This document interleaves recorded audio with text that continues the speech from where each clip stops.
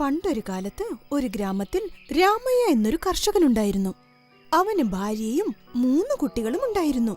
അവൻ കൃഷി ചെയ്തുണ്ടാക്കുന്ന പണം കുടുംബത്തിന് തികയുന്നില്ലെന്നും പറഞ്ഞ് തന്റെ കഷ്ടപ്പാടോർത്ത് വിഷമിച്ചിരുന്നു. എന്തു ചെയ്യുമെന്ന് തല പുകഞ്ഞ് ആലോചിക്കുകയും ചെയ്തു.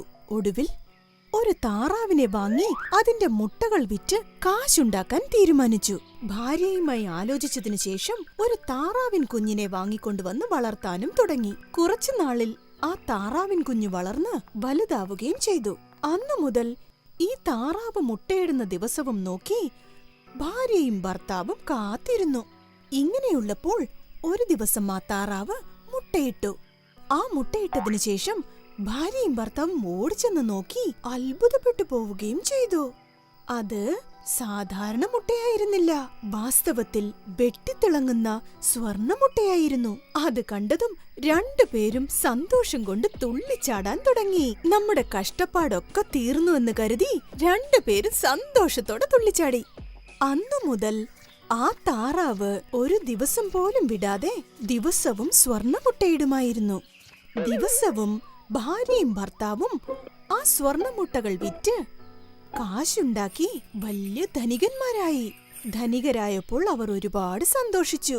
ഇങ്ങനെ ദിവസങ്ങൾ ചെല്ലെ ചെല്ലെ ആ ദമ്പതിമാർക്ക് മോശമായ ഒരു ഐഡിയ തോന്നി.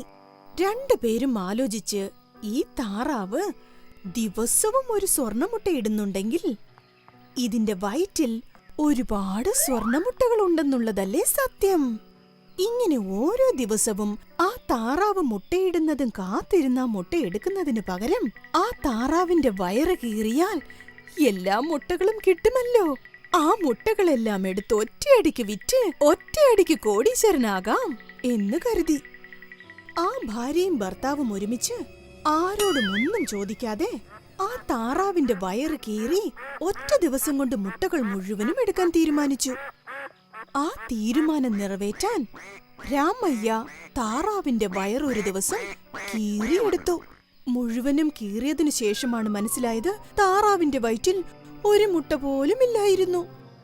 താറാവിനെ വെട്ടിയ കുറച്ചു സമയത്തിനുള്ളിൽ താറാവ് മരിച്ചു പോവുകയും ചെയ്തു. തങ്ങൾ എന്താണീ ചെയ്തതെന്നോർത്ത് ചെയ്ത തെറ്റും മനസ്സിലാക്കി തല തല്ലി കരയാൻ തുടങ്ങി ആ പാവം ദമ്പതികൾ. കാശ് മോഹിച്ച് താൻ ചെയ്ത തെറ്റിന് തക്ക ശിക്ഷ കിട്ടിയെന്ന് മനസ്സിലാക്കി.